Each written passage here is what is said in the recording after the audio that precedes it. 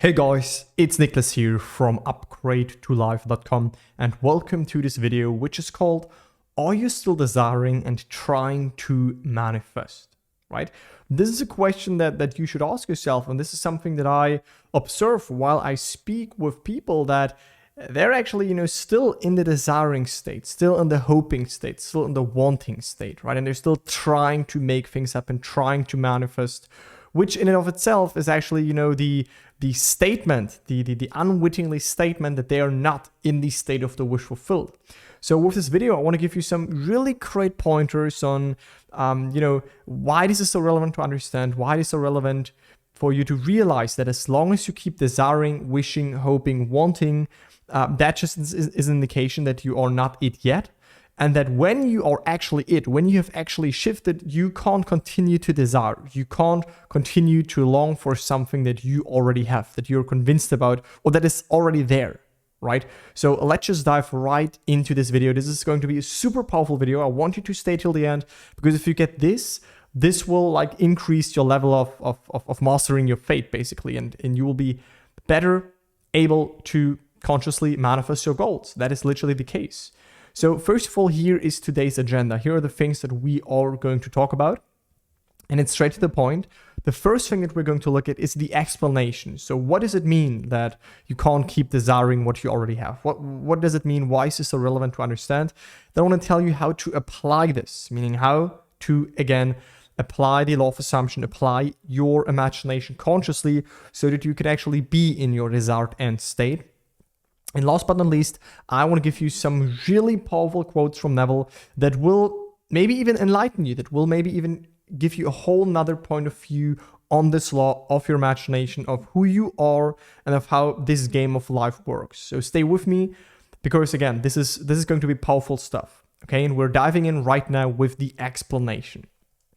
Now, one of the biggest contradictions, right, that I see out there that people say is that you can't say that you are convinced that your desire is already done, but still keep desiring it, right? And I have so many people, they kind of say, oh yeah, I know it's done, but then they still force themselves to do the techniques. They still actually keep hoping and keep asking the question, when is it finally showing up? Or I want it to finally show up. I can't wait any longer. I'm hesitant about this. I'm not sure what to do. This is a contradiction, because you can't be at both in both states at the same time. You can't be in the state of the wish fulfilled and be in the state of questioning, looking for signs, wanting to see any movement, right? This is not possible. So you can't keep desiring what you already are. And if it doesn't make any sense to you until this point, later in the video, this statement will make a lot of sense to you, right? One great way to compare that, or one great way for you to realize what this means, is when we compare desiring, when we compare you wanting to manifest something with eating physical food. Okay, and I know this might sound silly, but stay with me, because when your stomach is full, right, meaning you're hungry, right, you're really hungry, you haven't ate for 6 hours, and you're really, really hungry, you really want to eat something, and then when you eat it, right, you eat the physical food, and after that, your stomach is full, right, you're satisfied, it's done, your hunger is stilled, and you stop continuing to desire food, because you already consumed it. It is already done. You are fulfilled, you are satisfied, it is within you, and you don't longer search for food. It's just over, right? That's it, because you satisfied your hunger. The same for your desires. And Neville said this, right? Life is the appeasement of hunger, which is just metaphorical language for new hunger comes up, a new desire comes up, and then you satisfied by just claiming that it's already done, by just imaginatively experience that it is already done. So it gives you this relief, this knowing, and then you can go forward, right? Life is the continuous appeasement of hunger, and this is a great metaphor, right? And when you are satisfied, right, when you know it is done, then you can't continue to desire. And in this example, when you ate the physical food, you can't continue to desire any food or to continue eating. That would make no sense. That would be stupid. When you're satisfied, it's done, right? And then people sometimes say these things such as, I'm not seeing signs, right? There are no signs. Why are there no signs? Or I'm impatient, right? I'm super impatient. I want it to happen right now. I want to make it happen right now. Or nothing is happening in my reality, right? Nothing is happening in my reality, which is itself also is a really, big mistake to say that, because what is your reality? And we're covering this as well in this video, right? Is this your reality? Is this the only reality, that what you see in these circumstances? Or is your inner world, is wherever you stand within consciousness, the only reality, and what you see in the outer world is the reflection? That is actually the case, right? So saying these things, I'm not seeing signs, I'm impatient, nothing is happening, I'm trying so hard, I'm trying for 4 years, but nothing is happening. All of that is just, if you say these things, it's just an indication that you are not in the desired state, obviously, right? Because if you were, you could not say these things. You would not say these things if that would be obvious for you. And in a sense, if you inwardly would know that this is already the case for you, right? So if you notice yourself wishing or constantly you are looking for signs, right? If you use force or if you try to make something happen, your desired state is actually at a distance, right? Meaning at a distance, this is metaphorical, because no state ever is at a distance. Every state is within you. But just for the sake of conversation, right? When you feel these things, when you say these things that I mentioned here, when you wish, you force reality, you work really hard for something and all of that stuff, that means that you're out of your desired state, that you're seeing it at distance, that you're thinking of it, that you're looking at it from below, you're seeing it on a pedestal, and you're wanting to be there, you're wanting to live in your desired state, but you are not in it. Okay, this just as an introduction, right? And here's the core thing, right? And this brings me back to Neville Goddard's core teachings, because he said, 2 main statements. He said imagining creates reality, and consciousness is the only reality. And what does this mean? And I touched base on this on some of my videos, but here I say it again, right? What this means is basically wherever you stand within, that is where you are. Like, that is the truth for you, right? Meaning, to take it on the example of money and financial abundance and poverty, right? Let's just say your bank account shows you red numbers. Your circumstances shows you that you live in a poor environment and you don't have a lot of money coming in. These are the outer circumstances, right? Okay, this is what you see. If you call this your reality, then yeah, you will perpetuate that. However, if you take a step back and realize, wait a second, these are my circumstances. This is the reflection, right? Then you realize that, okay, this person that experiences the red numbers on the bank account, that has a lot of bills to pay, that experiences lack when it comes to finances, they can still inwardly start to place themselves in this state of financial abundance, in this state of wealth, in this state of, always having more than enough money. And when they do that, they will start to view the world from this state, right? They won't be triggered by a bill. They won't be triggered by their current bank account number.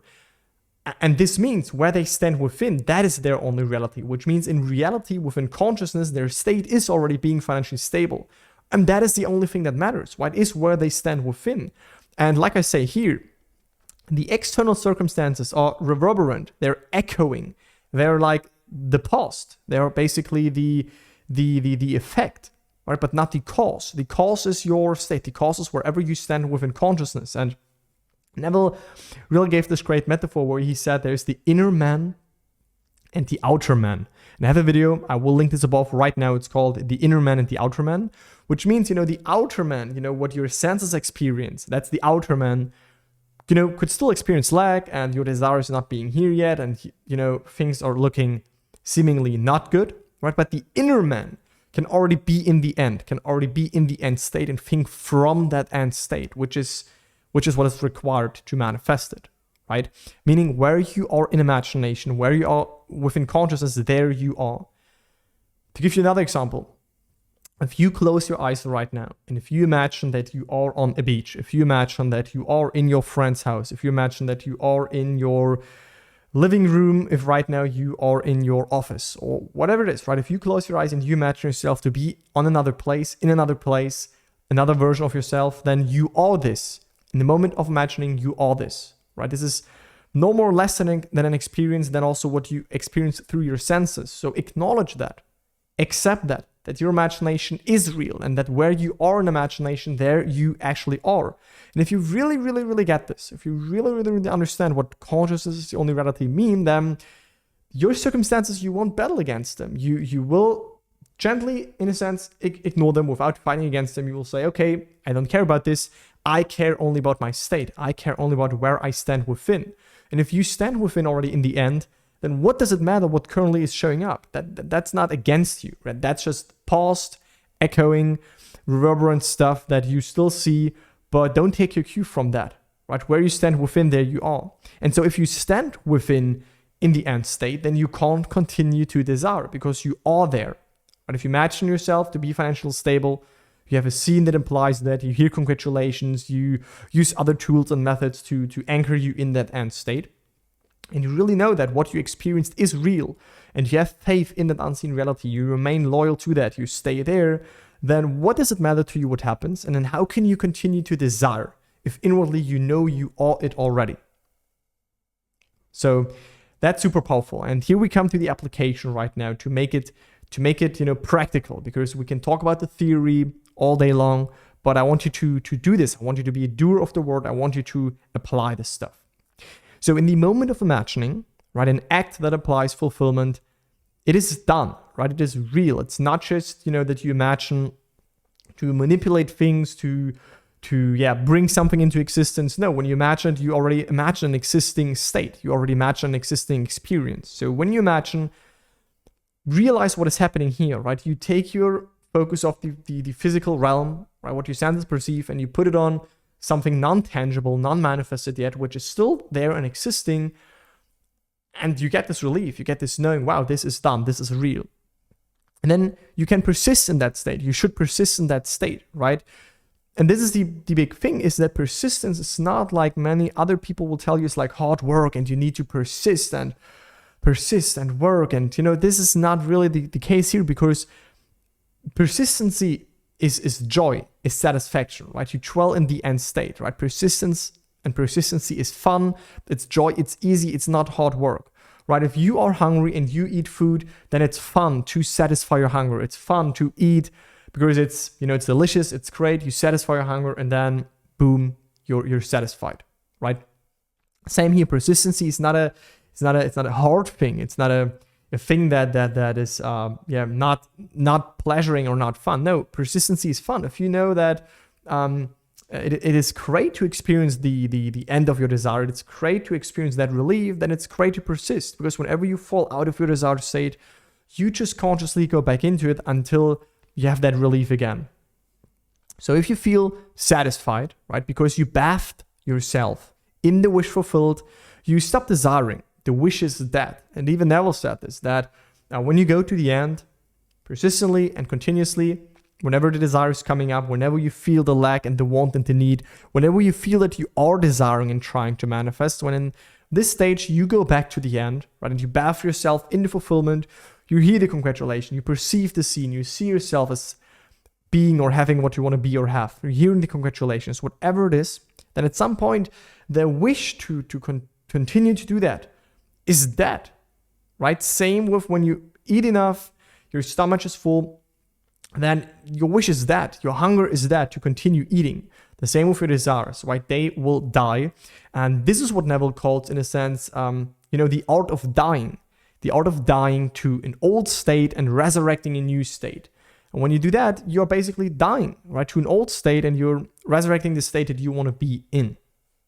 And then you automatically let go, because the wish is fulfilled, right? The wish is done. And you don't force to let go, which is also a big thing. Everyone is speaking about letting go here, letting go there. But how is letting go serving you if you don't, grab for the new thing, right? If you let go of the rope that holds you and you let go of that, you will just fall and it won't serve you. So you have to go of that old rope and maybe grab to the better rope, right? The rope that holds you better. And the same with the state, right? Yes, you let go of the old state, but how you let go of the old state is by you shifting into that new state, and then the old state will automatically fade away. You don't have to focus on, burning down the city that you're in right now, burning down the room that you're in right now. No, if you don't like it, you just go to the new room, which comes with new experiences, new manifestations, new thoughts, and yeah, new results. Okay, so the application is pretty simple if you get these core principles that I shared with you in the beginning of the video. And then also if you are a doer of the word and not a hearer, right? If you need help with that, check out the first link in the video description, which is my free masterclass where I will teach you even more on how to apply these principles in your life. And right now that we talked about that, right now that we realize that we can't continue to desire something that we have already identified with, this doesn't make sense. This is logical, right? It doesn't make sense that you keep wishing for something that you know you already are. If I know right now I am already the Nicholas that is successful, that is financially stable, that is in his relationship, that has said that I have this, so how can I continue to desire it? Right? How can you continue to desire a physical object if you have it? Right? And the same happens when you use your imagination to identify with your ideal state. If you know you have it, it's done, you stop continuing to desire, which is a good sign. And when you notice yourself hoping again, wishing, looking for signs, needing validation, like trying to make something happen, see it as an indication that you slipped out of your end state and bring yourself gently back into it again. Now I want to share some powerful quotes with you to conclude this video, and especially the quotes in the next slide will be really, really powerful. So stay with me. When the desire is upon you, that is the time you accept your wish in its fullness. Right? So when a desire comes up, this is what Neville said, the moment the desire comes up, the moment you desire to be this new version of yourself, to achieve that, to live there, to move there, to have that experience, to manifest that, doesn't matter what it is, that is the moment when you accept this wish, when you accept that it's already being done. You don't question how, when, who, what, where. No, you go straight to the end, straight into the fulfillment. So the minute desire comes upon you, assume it is already a fact. Do not wait for anything to come to pass. Accept it now as though it were and see what happens, right? Let the mystical way of life give you ways to express that state. And now here comes a really powerful quote. If you are in Barbados, you cannot discuss the means of getting to Barbados, right? So this story basically, in this quote, basically ties to Neville Goddard's first conscious manifestation success story. It's his first conscious use of his imagination, where he manifested to travel to the island of Barbados, which is his home country, his where he was born. And yeah, he shares with us, what is going on here. So let us take a look at this, right? If you are in Barbados, then you can't discuss the means of getting to Barbados, right? It makes sense, right? So you must actually live in Barbados in your imagination as though you were there, just as if, and view the world from Barbados. If you sleep in Barbados and view the world from Barbados, the means will appear and you will go to Barbados.